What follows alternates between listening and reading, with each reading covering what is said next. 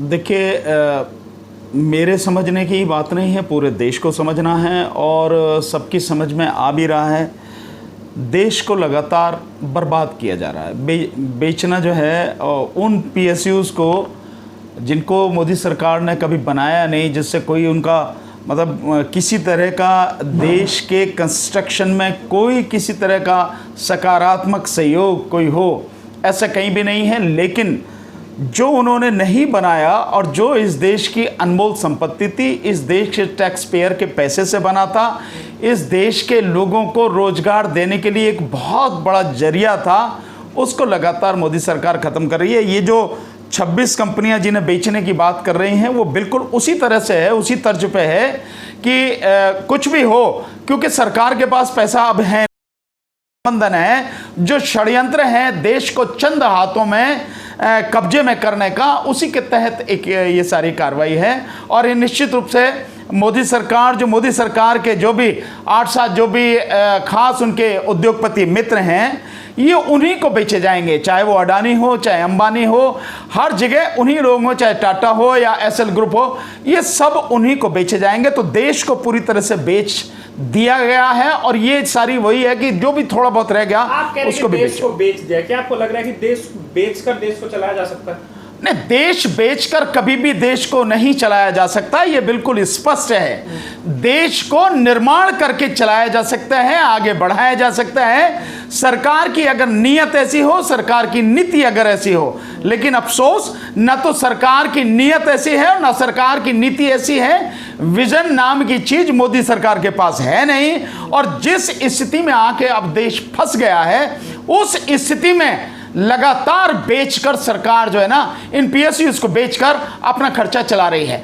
और मान लीजिए ये चीजें अगर हो भी, एक बार को देखी भी जाए, चलो भी कोई चीज आपने बेची, क्या उससे लोगों को रोजगार मिल रहा? नहीं, बेरोजगारी लगातार बढ़ती चली जा रही है। अभी आपने सीएमआई के डाटा देखे होंगे, जुलाई और अगस्त के महीने में जो सैलरीड क्लास है, ये सैलरीड क्लास की बात मैं कर रहा हूं, जिसमें अधिकतर जो मध्यम वर्ग है वो आता है, 2 करोड़ 10 लाख नौकरियां चली गई हैं।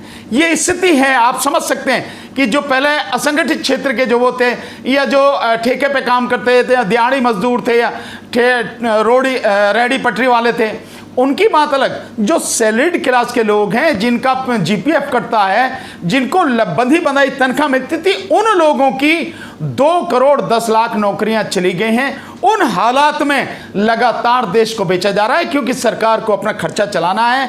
और अभी तो स्थिति यह है कि जो बेचने की तैयारी है, इसमें एक और सबसे बड़ी जो स्थिति आपके सामने आने वाली है कि 25% जो हिस्सा है वो उसमें एलआईसी में सरकार बेचने जा रही है। अब आप समझ सकते हैं कि जो इंश्योर्ड एक चीज है, या इंश्योरेंस का जो पैसा है, उसे बेचने जा रही है। मैं समझता हूं देश की जनता को सोचना चाहिए, जागना चाहिए, लोगों को समझना चाहिए कि सब कुछ ही अगर बिक जाएगा तो फिर किसके लिए लड़ोगे, किसके लिए करोगे और क्या मिलेगा तुम्हें? क्योंकि चंद हाथों में ये चले जाना है और देश बर्बाद हो रहा है, और जो रहा सा है वो भी बर्बाद हो जाएगा। तो जनता को समझना पड़ेगा। सर, कुछ लोग ये भी कह रहे हैं कि अगर एयर इंडिया को बेच दिया जाए तो फिर एविएशन मिनिस्टर की क्या जरूरत है? कुछ लोग कह रहे हैं कि अगर जो बैंक है अगर उनको बेचा जा रहा है तो फिर फाइनेंस मिनिस्टर की क्या जरूरत है? अगर जिस तरीके से जो टेलीकॉम सेक्टर में जिस तरह प्राइवेटाइजेशन हो रहा है, तो फिर टेलीकॉम मिनिस्टर की क्या जरूरत है? आप कैसे देख रहे हैं सर? नहीं, मैं तो बहुत सीधे कहता हूं अरुण जी कि इन मिनिस्टरों की तो बात ही छोड़िए, इस देश में प्रधानमंत्री की क्या जरूरत है?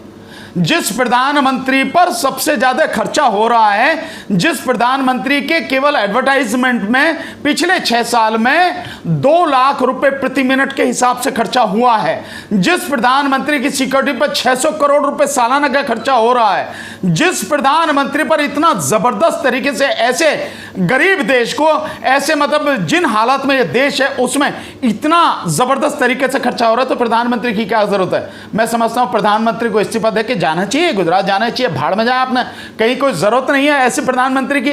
मंत्रियों की क्या, प्रधानमंत्री की ही जरूरत नहीं है। और केवल एक की बात नहीं है, ये जो बेचने वाली जो आप बता रहे हैं 26 कंपनियां, मैं उनके नाम बताता हूं, देखिए कितनी कितनी बड़ी कंपनियां हैं। और सबसे बड़ी बात यह है कि ये वो सारी कंपनियां हैं जिनमें बहुत बड़ी मात्रा में लोगों को रोजगार मिलता रहा है, जिनमें कई कंपनियां जैसे कौन कौन, भारत पेट्रोलियम जैसी ये जो कंपनियां हैं, ये आज भी मुनाफा दे रही हैं लगातार, उनको बेचा जा रहा है। मान लिया इनको बेचा जाए कि चलिए भाई ये कंपनी है कोई इस तरह की जो घाटे में चल रही है, मान उसको देख लें, पर घाटे वाली के साथ साथ आप मुनाफे वाली कंपनियां भी बेच रहे हैं। तो आप कह रहे हैं नियत बेचने की है? नहीं, नियत निश्चित रूप से नियत देश को बेचने की है, और ये उस आदमी की नियत है जो ये कहता है कि सौगंध मुझे, मैं भारत मां की, मैं देश नहीं बिकने दूंगा, और उसी ने तराजू लेके देश बेच दिया और अपने यारों को बेच दिया। सबसे बड़ी बात यह है, आप कंपनियों का नाम एक एक करके आप देखें, भारत पेट्रोलियम कॉर्पोरेशन लिमिटेड है, वहां से लेके एयर इंडिया है, और आगे आप देखें जो जो कंपनियां हैं, Air India, central electronics limited, engineering projects India limited, Pawan Hans, B&R projects and development India limited, cement corporation India limited, Indian medicine and pharmaceutical limited, Salem India limited, ferro scrap Nigam limited, एक नहीं कितनी बड़ी बड़ी कंपनियां हैं जिन सारी को बेचा जा रहा है। और तो और जो छत्तीसगढ़ की जो कंपनी है, एक जबरदस्त कंपनी है, उसको बेचा जा रहा है, जिसके विषय में यह है कि अगर उसको बेच दिया गया तो माओवाद वहां पे माओवाद बढ़ेगा वहां। ये हालत इस देश की हो गई है, और जिस तरह से एक एक करके इस प्रधानमंत्री ने देश की पूरी कमर तोड़ दी है, देश की एक एक चीज को बेच दिया है और अपने खर्चे चला रहे हैं, इतना भयानक और इतना घटिया, इतना मतलब मैं आपको बताऊं क्या क्रूर और इतना जो है बेरहम बेदर्द प्रधानमंत्री इस देश को नहीं मिला, जिसने न केवल लोगों का रोजगार छीन लिया, लोगों के पेट पे पीठ पे हर जगह लात मारी और इस देश को बर्बाद करके रख दिया। सारी अगर पैसा चाहिए कुछ भी करे तभी तो ये बेच रही है। लेकिन आप ये सोचिए जरा, एक मिनट देख सोचिए थोड़ा सा पीछे जाके कि जब 2014 का इलेक्शन की तैयारी थी, किस किस तरह के वादे प्रधानमंत्री मोदी ने किए थे, देश की जनता के सामने किए थे। कहा था कि मैं देश नहीं बिकने दूंगा, देश बेच दिया। रोजगार देने की बात थी, रोजगार खत्म कर दिए। PSUs को जिनकी आप बात कर रहे हैं, डिसइन्वेस्टमेंट की बात कर रहे हैं, आप उन्हें चलाते क्यों नहीं? अगर प्राइवेट लोग उसको चला सकते हैं, या प्राइवेट लोग जो खरीद रहा है स्वाभाविक मुनाफे के लिए चलाएगा, तो वो जो मुनाफा अगर वो कमा सकता तो आप क्यों नहीं कमा सकते? और अगर आप सब कुछ बेच ही रहे हैं, आपने कुछ छोड़ा ही नहीं है, तो फिर ये सवाल भी बहुत जरूरी है कि फिर आपकी प्रधानमंत्री की क्या जरूरत है, इस केंद्र की इसकी गवर्नमेंट की क्या जरूरत है, फिर इस संसद की ही क्या जरूरत है, इन नेताओं की क्या जरूरत है? क्या ये नेता जो कुछ बना है अब तक उसे सब बेचने के लिए है? क्या प्रधानमंत्री बेचने के लिए?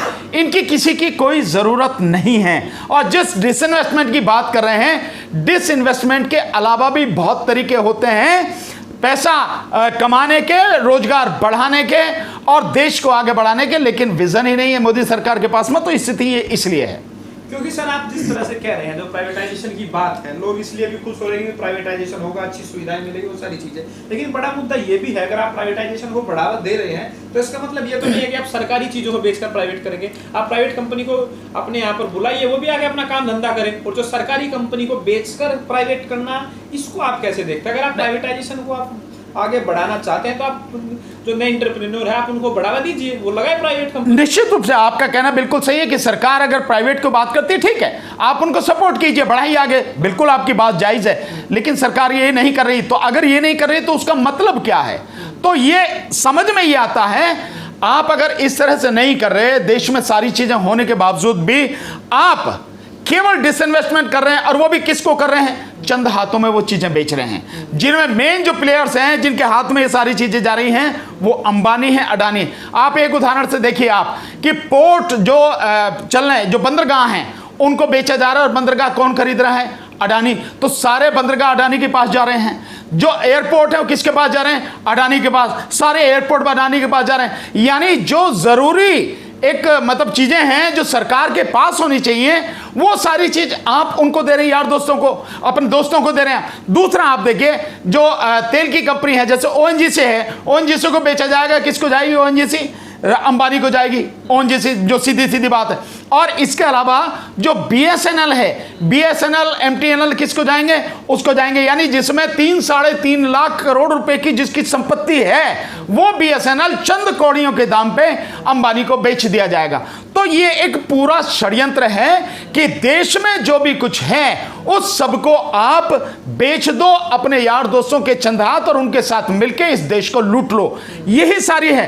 केवल ये नहीं है कि हमें इन्वेस्टमेंट करना है, इसके साथ साथ ये भी है कि चंद हाथों में हमें ये दे देना है ताकि सारी पैसा, सारी सत्ता चंद हाथों में रहे और इस देश के बाकी लोगों को गुलाम बना के रखा जाए। यह है इसका षड्यंत्र। स्टेट बैंक ऑफ इंडिया जो है वो प्लानिंग कर रहा है 30,000 एम्प्लॉयर्स को बाहर निकालने की वीआरएस के जरिए। आप कैसे देख रहे हैं?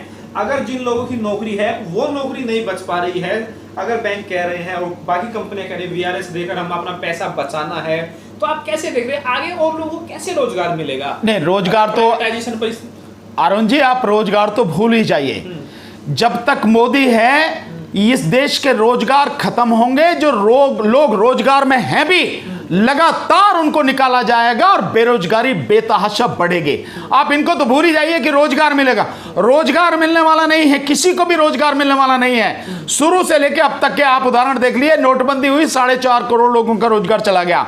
और इस लॉकडाउन में मैंने आपको बता दिया, अभी सीएमआई का जो आंकड़ा आप उसी को देख लीजिए कि 2 करोड़ 10 लाख सैलरीड क्लास की नौकरी चली गई। और जिस तरह से लगातार गिरावट आ रही है, अभी तो आप कह रहे हैं इसकी 30,000 तो इसकी बात कर रहे हैं आप स्टेट बैंक की। मैं इसके अलावा आपको बताऊं कि रेलवे में 50% लोगों की नौकरी जाने वाली है। जो रेल मंत्री कहते थे 2019 में कि रेलवे में 4 लाख वैकेंसी है, 4 लाख लोगों को तो रोजगार ऐसे ही मिल जाएगा, वही रेल मंत्री आज की तारीख में उस स्थिति में पहुंचा दिया देश को कि देश में जो रेलवे है उसमें उसका लगातार प्राइवेटाइजेशन हो रहा है। बोलियां लग रही हैं, जो रेलवे स्टेशन है वो बेचे जा रहे हैं, कई जो छोटे रेलवे स्टेशन है वो बंद किए जा रहे हैं, कई रेलगाड़ियां बंद की जा रही हैं और आधे लोग रेलवे में जो हैं उनको निकाला जा रहा है। रेलवे की संख्या जो लगभग 13-14 लाख थी उसको 50% करके तकरीबन 6 से 7 लाख लोगों को रेलवे से बिल्कुल बाहर किया जाएगा। तो बेरोजगारी का क्या आलम होगा, आप इसका अंदाजा लगा सकते हैं। कहा जा रहा है कि और जो एक बात जो कही गई थी चुनाव के दौरान 2014 के समय में कि प्रधानमंत्री मोदी जी का गुजरात मॉडल है, वहां बड़ा विकास हुआ है और उसी के बलबूते पर कि भाई पूरे देश भर में अब गुजरात मॉडल लागू किया जाएगा। कहा गया कि वहां पे बड़ी बिजली आती है, अच्छी रोड है, वो सारी चीजें एक तो सपना दिखाया गया और उस दौरान लोगों को जो लुभाया गया और लोगों को लगा कि भाई प्रधानमंत्री मोदी बड़े सख्त जो है 56 इंची वाली सरकार बनेगी, बड़े मजबूत नेता है। उसके बावजूद जो एक जो छवि बनाएगी टीवी मीडिया के द्वारा, सोशल मीडिया के द्वारा, तो आपको क्या लग रहा है शासन चलाना और भाषण देना, वो जो डिफरेंस अब जो लोगों के सामने निकलकर सामने आ रहा है, क्या उसको लोग समझ रहे हैं? नहीं, देखिए समझ आप इसी तरह से लीजिए कि जैसे कोई भी व्यक्ति, आप इसको 2 तरह से समझिए कि गुजरात मॉडल एक झूठ था और इस देश के बड़े बड़े जो उद्योगपति मोदी जी के जो यार हैं उन्होंने मिलके, अंबानी अडानी जैसे लोग इन्होंने मिलके, मोदी जी ने मिलके और जो बीजेपी है भाजपा इन्होंने मिलके एक झूठ का एक महल बनाया, बहुत खूबसूरत दिखाया कि भाई ये इतना बहुत बढ़िया है और इसमें सब कुछ बढ़िया ही बढ़िया है, घटिया नाम की कोई चीज नहीं है, यहां सब कुछ अच्छा होगा, अगर ये इंसान आएगा तो ये देश को बहुत तरक्की पे आगे ले जाएगा। वो सारा एक षड्यंत्र के तहत एक बनाया गया, लोग उसमें आ गए और मीडिया इसमें पूरी तरह से शामिल था। और ये मीडिया भी क्यों शामिल था कि धीरे धीरे जो ये बड़े उद्योगपति हैं इन्होंने मीडिया को भी अपने हाथ में ले लिया। जो मीडिया पहले वाकई में जो मीडिया में काम करने वाले लोग थे, जो पत्रकारिता से जुड़े हुए लोग थे, वो मीडिया को चलाते थे, अब इन उद्योगपति ने अपने हाथ में लेके ये मीडिया को चलाते। तो झूठ का ऐसा इन्होंने महल खड़ा किया जिस चकाचौंध में सभी लोग भ्रमित हो गए और इस षड्यंत्र को समझ नहीं पाए। और इसमें सबसे बड़ा जो दोषी है वो जो मीडिया है, वो सबसे बड़ा दोषी है, क्योंकि मीडिया की जिम्मेदारी थी लोगों को सच दिखाना, उसने सच नहीं दिखाया बल्कि उस झूठ को दिखाने में वो मीडिया भी शामिल हो गया। उस षड्यंत्र में वो मीडिया पूरी तरह से शामिल रहा और इस लूट में कहीं ना कहीं वो मीडिया भी शामिल है। तो ये जो सारी चीजें की गई वो झूठ था, झूठ के अलावा कुछ नहीं। उस गुजरात मॉडल में कुछ भी नहीं था और अब एक एक करके सामने आ रही हैं। आप इसी बात से समझ लीजिए, 2 चीजों को आप समझिए कि अगर प्रधानमंत्री 6 साल में एक भी प्रेस कॉन्फ्रेंस नहीं करते हैं तो प्रधानमंत्री की अपनी सच्चाई, उनकी अपनी हिम्मत लोगों के सामने आ जाती है। दूसरा, अभी पीएमओ का जो यूट्यूब चैनल चल रहा है पीएमओ इंडिया, उसमें जो कमेंट बॉक्स है उसको बंद कर दिया गया। ये जो अभी लास्ट में जो एपिसोड हुआ उनका उसका मन की बात का, उसके बाद जो जबरदस्त लोगों ने जो मतलब उनको डिसलाइक किया और जबरदस्त कमेंट किए, उसके हिसाब से जो लोगों ने जो उन्होंने पीएमओ इंडिया ने वो जो कमेंट बॉक्स है उसको बंद कर दिया। यानी कि आप जो लोगों का विचार है या लोगों की आलोचना, प्रत्यालोचना, समालोचना है, आप उसको सुनने को तैयार नहीं हैं।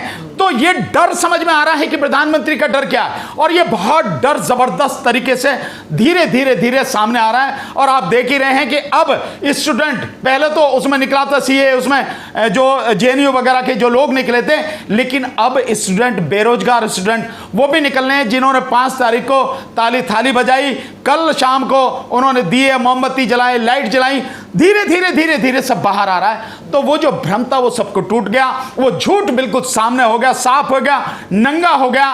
तो ये जो चीजें हैं आपके सामने धीरे धीरे आएंगी, आपको पता लगेगी कि गुजरात मॉडल नाम की कोई चीज नहीं थी, झूठ था, और सच जो है, नंगा सच अब धीरे धीरे सामने आ रहा है। और प्रधानमंत्री इस कदर डरे हुए हैं कि किसी भी चीज को वो सुनने को तैयार नहीं है, किसी भी सच बोलने वाले को बर्दाश्त करने को तैयार नहीं है। हर एक के खिलाफ एफआईआर लगाई जा रही है, हर एक को जेल में डाला जा रहा है। आखिर कब तक डालोगे आप? कितने लोगों को डालोगे? कितनी जेलें हैं तुम्हारी?